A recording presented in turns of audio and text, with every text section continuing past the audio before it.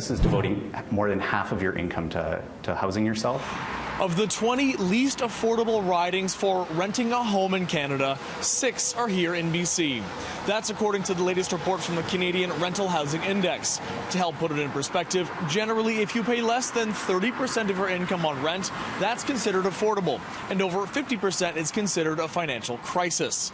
Now, according to the report, nearly a third of renters in Vancouver Quadra, Richmond Centre, and West Vancouver are paying more than half of their monthly income on housing, with single mothers being hit harder than any other group.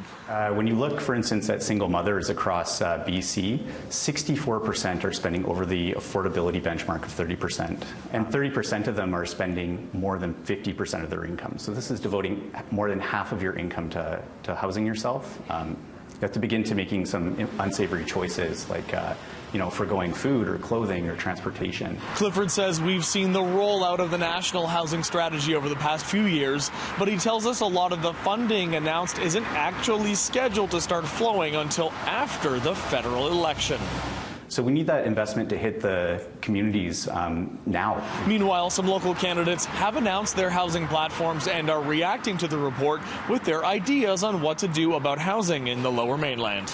Implement a strategy of building 500,000 new affordable housing units across the country. And so I would be advocating for Vancouver Quadra's share of those housing units to come here.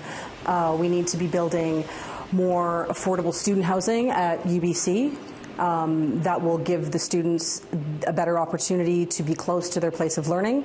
And it will also take some pressure off the outside rental market. Co-op housing is a great model. When you talk to people that are looking and trying to establish co-op housing, there's a lot of barriers to them being able to do that. We would establish a Minister of Housing. We would increase by $750 million the Canada Co-Investment Fund and the Canada Housing Benefit Program. That would be increased by $750 million as well. Clifford does tell us while some districts in the north of the province aren't experiencing the same housing pressure as the Lower Mainland, he says the issue has crept up elsewhere. It is a generalized crisis across the country. In Vancouver, David Zura, City News.